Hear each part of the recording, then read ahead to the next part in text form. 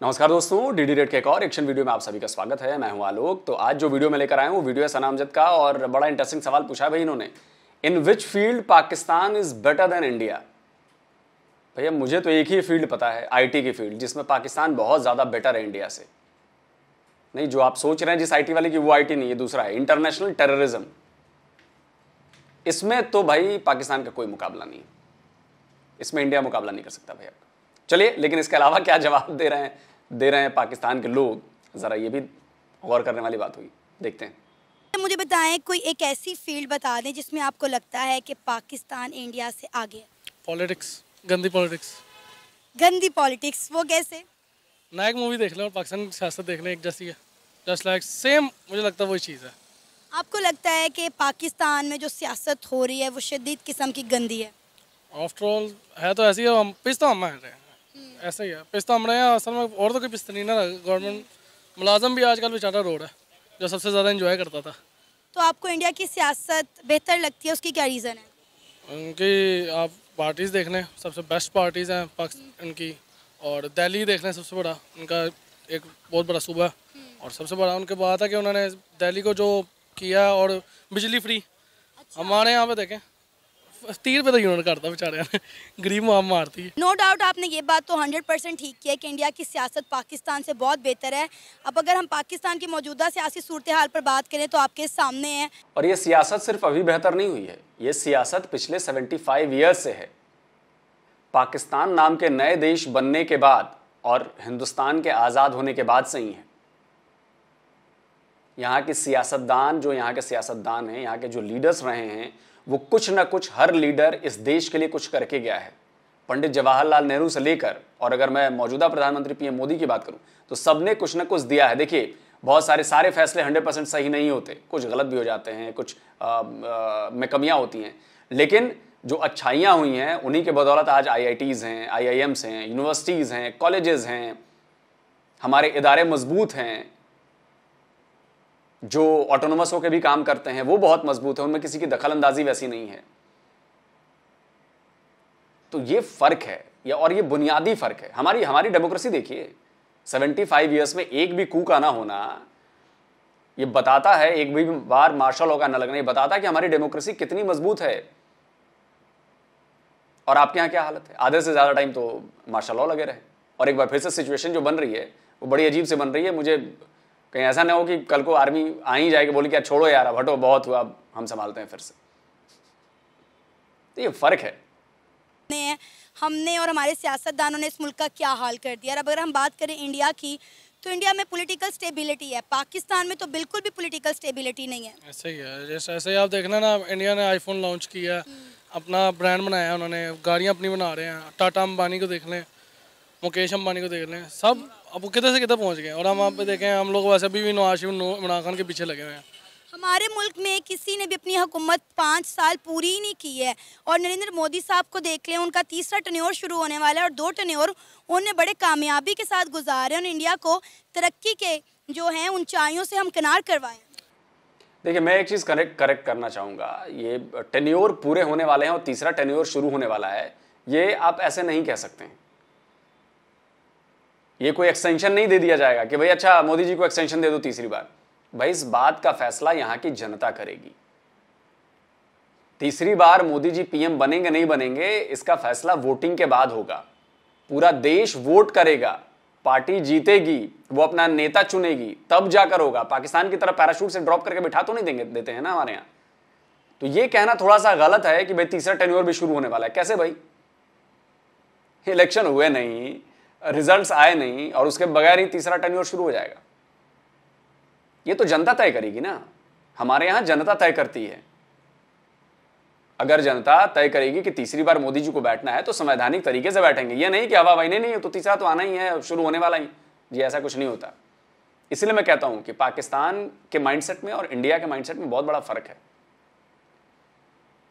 आप लोग ना चीजों को घुमा देते हो, और 2 टेन्योर भी पूरे किए हैं तो वो इसलिए पूरे नहीं किए हैं कि उनको करना है। भाई जनता ने चुन के, उन्हें वोट देके, उन्हें मजबूत करके बिठाया है, तब जाकर उन्होंने किया है। अगर इमरान खान को इसी मजबूती से आप लोगों ने बिठाया होता तो उन्होंने भी अपना टेन्योर पूरा करना था। नहीं तो सरकार गिर गई ना उनकी, अविश्वास प्रस्ताव आया, सरकार गिर गई ना उनकी। नहीं गिरती। और ऐसे तो अटल बिहारी वाजपेयी थे हमारे, वो बेचारे 13 दिन और 13 महीने 2 बार सरकारें गिरी उनकी। ऐसा नहीं, हमारे यहाँ भी हुआ ऐसा, सरकारें गिराई गई हैं हमारे यहाँ। हाँ, लेकिन डेमोक्रेटिक तरीके से गिराई गई हैं। ये नहीं कि आर्मी की तरफ से आया और जी हटाओ और इसको निकाल दो, कर दो, बिठा दो, शहबाज को बिठा दो, ऐसा नहीं, ऐसा नहीं हुआ हमारे यहाँ कभी। आर्मी का जो काम है वो आर्मी अपना करती है, उसका यहाँ पॉलिटिक्स में, इंटरनल पॉलिटिक्स में कोई दखल नहीं है, कोई भी। ऐसा मुझे नहीं लगता कि इस बार मोदी साहब दोबारा आएंगे, और मुझे लग रहा है इस बार झाड़ू आएगा इंडिया में। आपको ऐसा क्यों लग रहा है?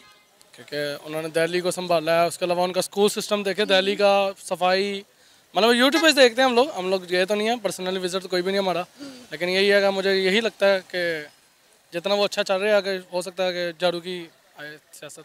चले, आपकी तो बात वैसे गलत साबित हो जाएगी। झाड़ू वाड़ू ठीक है, थोड़ी बहुत इलाके की सफाई वफाई करने के लिए तो अच्छी बात है, लेकिन वो झाड़ू से देश नहीं चलते।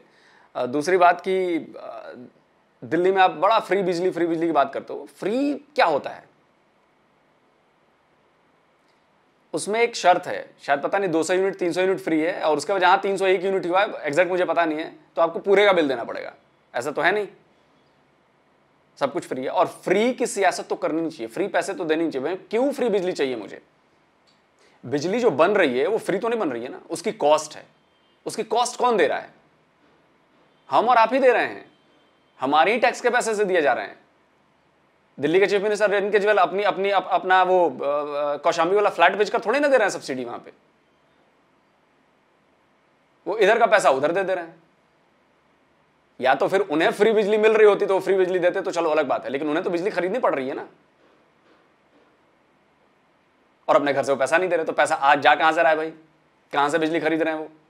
तो जाहिर सी बात है कि टैक्स के जो पैसे हैं वो इधर से लेके उधर टोपी ट्रांसफर चल रहा है, और कहा जा रहा है कि जी फ्री है, फ्री है, फ्री है, फ्री है। कोई भी चीज फ्री नहीं होती, याद रखिए।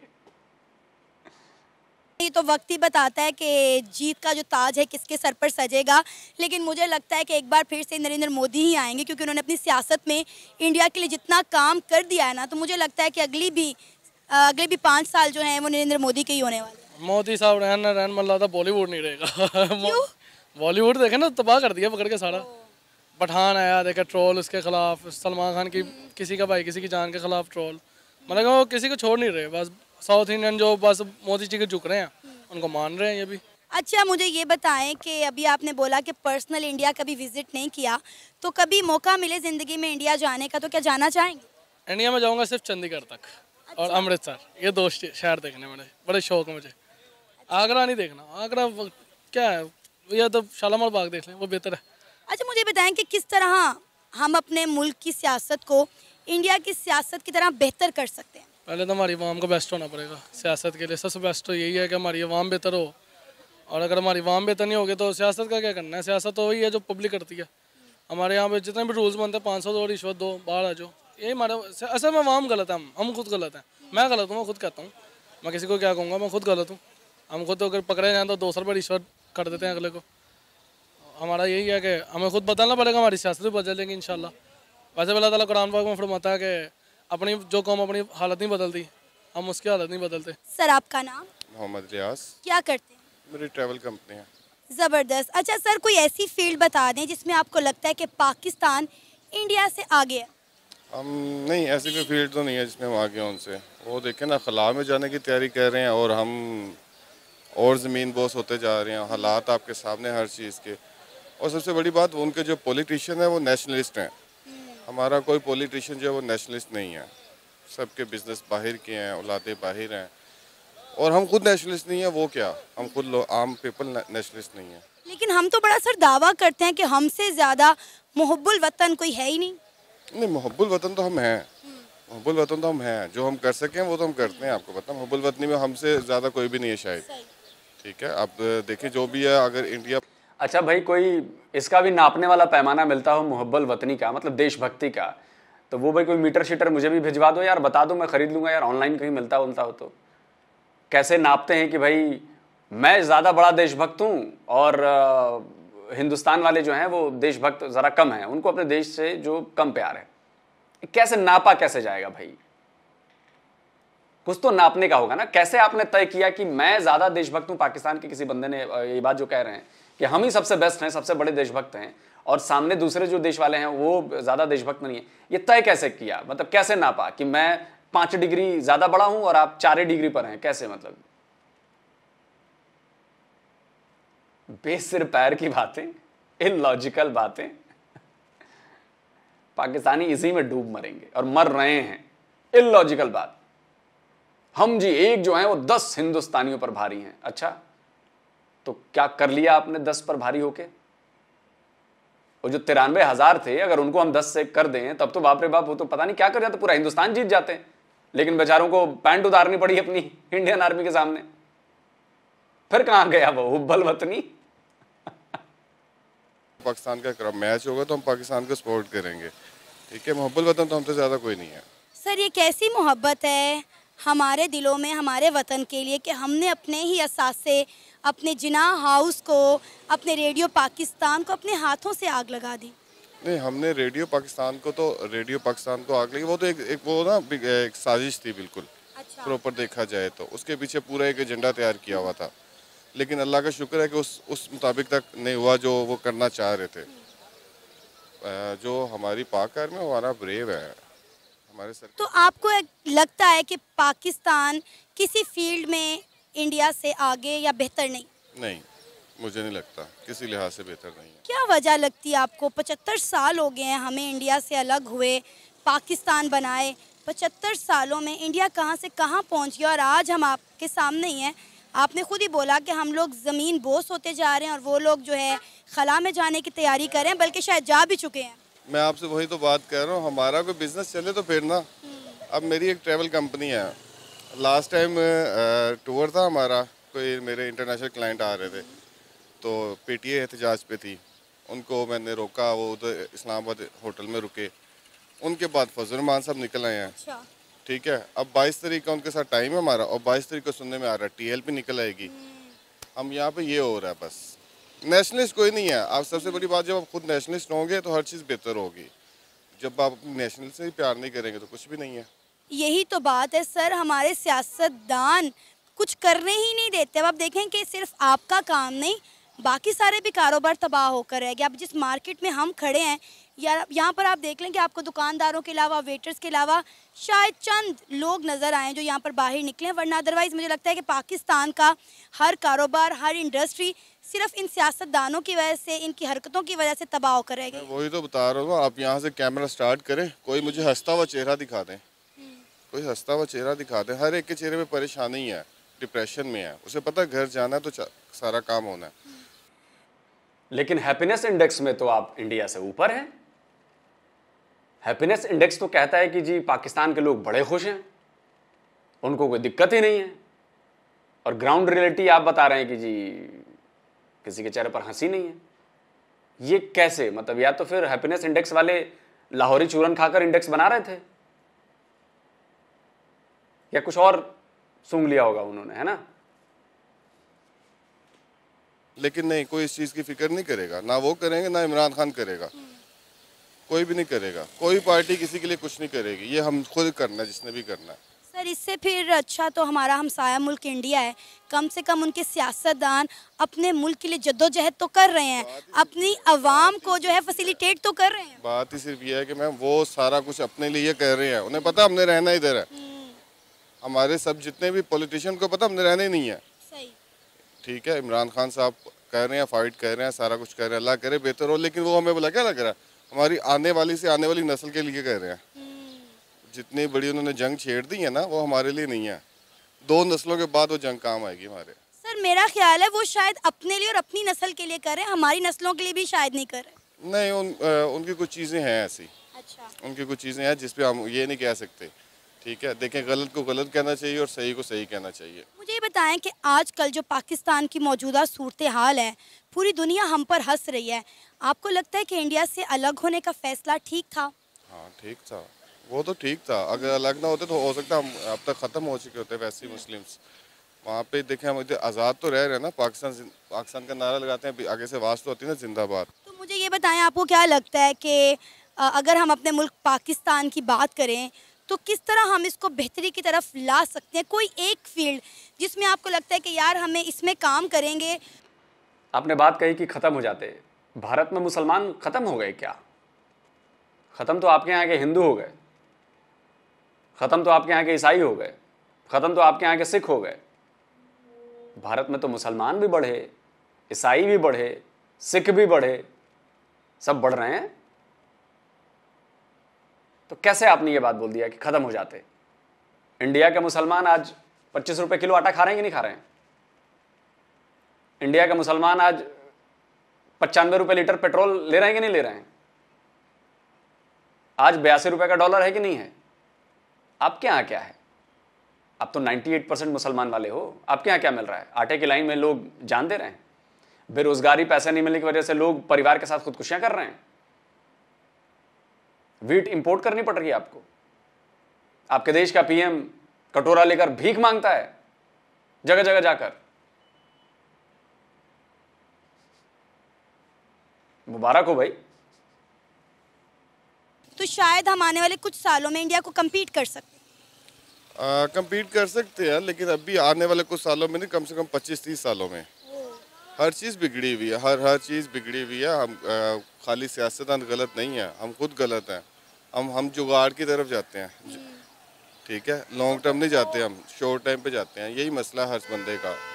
तो मुझे नहीं लगता कि कभी हालात बेहतर आने वाले हैं। ना पाकिस्तान से जाने के पैसे हैं और ना पाकिस्तान में रहने के पैसे हैं। सुबह कमाओ, शाम को खाओ, यही ज़िंदगी है बस।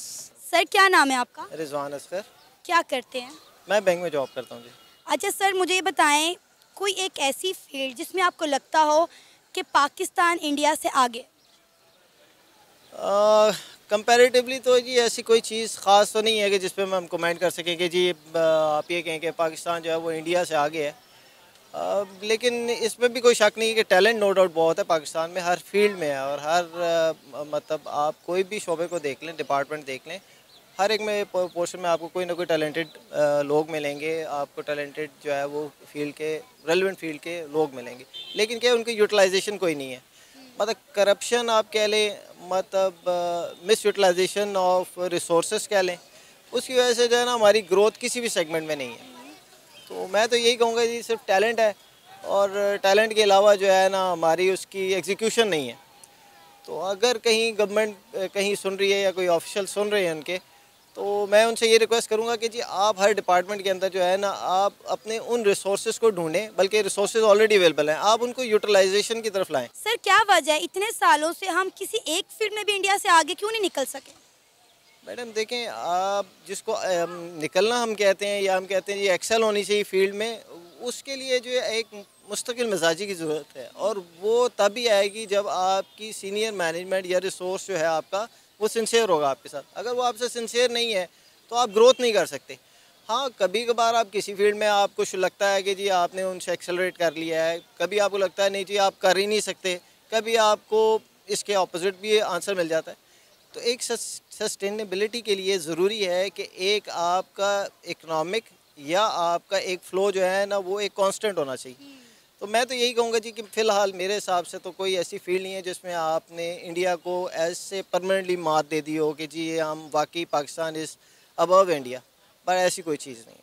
और ये दिन हमें कब देखना नसीब होगा जब हम कहेंगे कि भाई इस फील्ड में हम इंडिया से आगे हैं? देखें, इसका तो कुछ नहीं कह सकते। ये तो वही बात है ना कि ये डिपेंड करता है कि आपके ऑफिशियल्स, हम लोग खुद बीइंग पब्लिक, हम लोग खुद अपने आप से कितने सिंसियर हैं। अगर हम अपने आप से जिस दिन सिंसियर हो गए ना, उस दिन आप ये एक्सपेक्ट कर लीजिएगा कि हम इंशाल्लाह बिल्कुल ग्रो करेंगे। और आई एम होपफुल कि इंशाल्लाह वो दिन ही आएगा इंशाल्लाह। इंडिया की काम। लेकिन तो रोका किसने आपको सिंसियर बनने से? कौन रोक रहा है? क्या इसमें इंडिया की साजिश है? क्या इसमें राग की साजिश है? कोई पाकिस्तानी इस सवाल का जवाब दे दे यार, कि सिंसियर होने से रोकता कौन है आपको कि जी आपको सिंसियर नहीं होना है? हर पाकिस्तानी को पता है कि पाकिस्तान में प्रॉब्लम क्या है, हर पाकिस्तानी को पता है कि इसका सॉल्यूशन ये है। लेकिन जब करने की बारी आती है तो सब दाएं बाएं देखते हैं कि भाई तू शुरू कर ले, तू कर ले, तू कर ले। आप ये बताओ, यही भाई साहब कह रहे हैं कि हमें सिंसियर होना पड़ेगा। अरे भाई, तो आपको किसने रोका है सिंसियर होने से? या पाकिस्तान के किसी दूसरे शहरी को सिंसियर होने से रोका किसने है? कौन है वो जो रोक रहा है? कामयाबी का राज क्या है आपकी नज़र में? क्या वजह है कि इंडिया दिन दुगनी और रात चुगनी तरक्की कर? देखिए मैडम, वहाँ पर जो मैंने अभी तक देखा है, जो मुझे अभी तक नज़र आया है, उसमें मैंने तो यही ऑब्ज़र्व किया है जी कि अभी फ़िलहाल जो मैं चीज़ देख रहा हूँ ना, उसमें यह है कि आप देखें उनके कोई भी ऐसा डिपार्टमेंट देख लें, चाहे वो सोशल मीडिया है, चाहे वो कोई आईटी रिलेटेड है या कोई भी फील्ड है, उसमें जो भी उनका इंडिविजुअल मेहनत कर रहा है ना, उसको पता है कि मुझे उन्होंने प्रमोट करना है, हमारे कंट्री ने प्रमोट करना है, हमें उनका एसेट बनना है। उनके जहन में ये चीज़ फीड कर दी गई है, तो वो जो भी कोई काम करते हैं ना, वो अपने फ़ायदे के लिए तो करते ही करते हैं, लेकिन उसके बैक एंड पे ये होता है कि मैंने अपने कंट्री को फ़ायदा देना है। और इस वजह से जो है वो शायद ग्रो कर रहे हैं, और हम सिर्फ अपनी ज़ातियात की तरफ सोचते हैं कि जी मैं अपने घर का पूरा करना है या मैंने सिर्फ अपने ऊपर लगाना है। तो उसके लिए मुझे अब वो कोई भी मीन्स मिल रहे हैं, चाहे वो पॉजिटिव हैं या नेगेटिव हैं, मैं उसको यूटिलाइज़ कर रहा हूँ। तो सर, किसी मुल्क की तरक्की में वहाँ की सियासत का कितना रोल होता है? देखिए मैडम, सारा कुछ अब हम सियासत के ऊपर भी नहीं फेंक सकते। मैंने आपको जैसे पहले बताया ना कि देखिए सबसे मेन चीज़ है कि हम खुद अपने बारे में या अपने मुल्क के लिए क्या सोचते हैं। क्या आप देखें, आप हैं, आपने एक टाइम अपनी ज़िंदगी का गुजार दिया है। मैं आपसे अगर एक क्वेश्चन पूछूं, क्या आप मुझे ये बताएं कि आपने आज तक कभी सोचा कि आपने पाकिस्तान के लिए क्या कोई स्पेसिफिकली काम पाकिस्तान के लिए किया हो? आई डोंट थिंक सो कि आपकी पूरी हिस्ट्री में ऐसा। क्या आपने एक प्लांट भी इस नीयत से लगाया कि आप पाकिस्तान के लिए लगा रहे हैं? नहीं।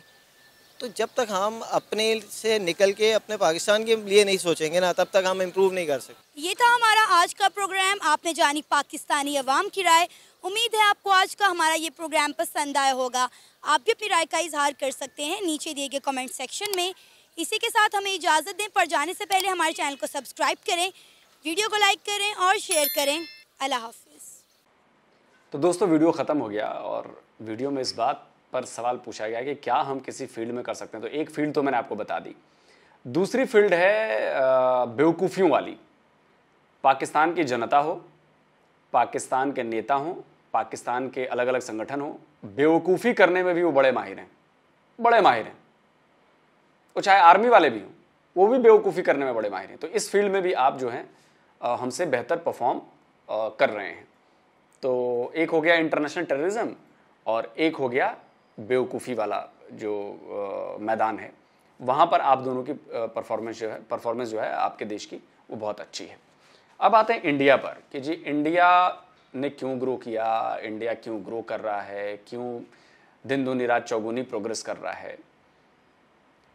तो देखिए, सबसे पहले जैसा कि मैं अक्सर अपने वीडियो में कहता हूँ कि जो भी जनता है उसको चूज़ करना है कि उसके लिए क्या बेहतर है। तो हमारी जनता ने 75 ईयर्स में चूज़ किया कि हमारे लिए ये चीज़ बेहतर है, हमें ऐसी चीज़ चाहिए। और जो सरकारें आईं, अगर वो 100 में से 100 बातें नहीं मानती हैं, फिर भी उन्होंने 50 बातें मानी और उस पर काम किया। आज अगर आप हमारा सिविल एविएशन सेक्टर देखें, आज हमारा अगर इंफ्रा का डेवलपमेंट देखें, अगर आप हमारा आईटी का सेक्टर देखें, आप हमारा एजुकेशन का सेक्टर देखें, आज आप हमारा रेलवे का सेक्टर देखें, तो ये सब धीरे धीरे पिछले 75 ईयर्स की मेहनत का नतीजा है कि आज हम इस मुकाम पर पहुंचे हैं। और जो आज मेहनत हो रही है वो उसका रिजल्ट आने वाले 10 से 15 सालों में देखने को मिलेगा कि जो हमने बीज बोया वो उसकी फसल कैसी हो रही है। यही होता है ना। तो जो बीज आप लोगों ने बोए 75 ईयर्स में, वो बीज टेररिज्म के बीज थे, वो बीज नफरत के बीज थे, हेट फैलाने के थे, दूसरों को कमतर दिखाने का था, दूसरों को छोटा और अपने आप को सुपीरियर दिखाने का था। लोगों के बारे में कभी सोचा नहीं आपके यहां लोगों ने, सियासतदानों ने। तो आज वही बोई गई फसल आप काट रहे हैं। वो चाहे जिया ने फसल बोई इस्लामिक कार्ड खेलने की और उसको वेपनाइज करने की, तो आज वो फसल आप काट रहे हैं। ये टीएलपी वाले सब वही है। तो हम दोनों के पास जमीन सेम थी, बट फसलें हमने अलग अलग बोई। और उन फसलों को जब हम काट रहे हैं तब हमें पता चलता है कि हमने बीज ही गलत डाले थे आपके साइड वालों में। हमने इंडिया में बहुत अच्छे बीज डाले थे, तो उसका परिणाम जो है वो अच्छा आ रहा है। आज हम इन्वेस्ट कर रहे हैं, आज हम फ्यूचर का सोच रहे हैं। अगर हम फ्यूचर का नहीं सोचते, इसका एक ताज़ा एग्जांपल मैं आपको देता हूँ। सेमीकंडक्टर का जो मार्केट है वो बहुत बड़ा मार्केट है। पहले हमने इस पर ध्यान नहीं दिया, लेकिन अब हमने ध्यान देना शुरू किया है, क्योंकि सेमीकंडक्टर का इस्तेमाल आने वाले वक्त में और ज़्यादा बढ़ने वाला है। डिमांड इतनी ज़्यादा है, वो पूरी नहीं हो रही है डिमांड। तो हमारे यहाँ अब ये विजन देखा गया कि नहीं यार, सेमीकंडक्टर में कूदना चाहिए, पकड़ना चाहिए, और हमने काम शुरू कर दिया। पिछले 2 साल से, उस पर 3 साल से काम चल रहा है। इनफैक्ट उसमें लोग जो काम करेंगे उनके लिए तैयारियां हमारे कॉलेजेस में, यूनिवर्सिटीज में चालू हो गई हैं, जिनका असर आपको 4-5 साल बाद देखने को मिलेगा। उसके एक्सपर्ट्स निकलने लगेंगे। तो हर लेवल पर इसके लिए काम हो रहा है। और आपको जानकर हैरानी होगी कि अगले कुछ सालों में इसका जो मार्केट है इंडिया में $300 बिलियन होने वाला है सेमीकंडक्टर का, $300 बिलियन। और पूरे पाकिस्तान की जीडीपी कितनी है? 350-400 बिलियन डॉलर। तो आप सोचिए कि हमारा एक सेक्टर जो आने वाला है वो आपके जीडीपी के करीब करीब बराबर हो जाएगा। तो विजन इसको कहते हैं। इसके लिए जो पॉलिसीज बनाई जा रही हैं वो है विजन, जिसका फायदा आने वाले 3-4 साल, 4 साल, 5 साल में देखने को मिलेगा। और तब आप कहेंगे देखिए जी, ये तो सेमीकंडक्टर में तो इंडिया बहुत आगे बढ़ गया, पाकिस्तान क्या कर रहा है? अजी पाकिस्तान तो घास छील रहा था ना 5 साल से, और हम जो है वो फसल बो रहे थे। तो आप घास छीलने में लग जाते हो। तो ये फर्क है। ऐसा नहीं है कि हम 100% एक्यूरेट हैं, सब कुछ सही है। हमारे यहां भी कमियां हैं, हमारे यहां भी गलतियां होती हैं, लेकिन हम उन कमियों को जल्दी से ढूंढ लेते हैं, उन कमियों से सीखते हैं, अपने फेल्योर से सीखते हैं, फिर उसका सॉल्यूशन निकालने की कोशिश करते हैं। अरे 10 में से 2 काम तो अच्छे हो जाएंगे यार, 8 पर फिर कोशिश करते हैं। लेकिन आपका अप्रोच ही गलत है। आपको हर जगह रिलीजन घुसाना है, अपने देश के बारे में सोचने के बजाय पड़ोसियों के घरों में क्या चल रहा है वहां पर घुस जाना है। तो नसीब अपना अपना और काम अपना अपना। चलिए जल्दी मिलता हूं एक और नए वीडियो के साथ। नमस्कार, जय हिंद।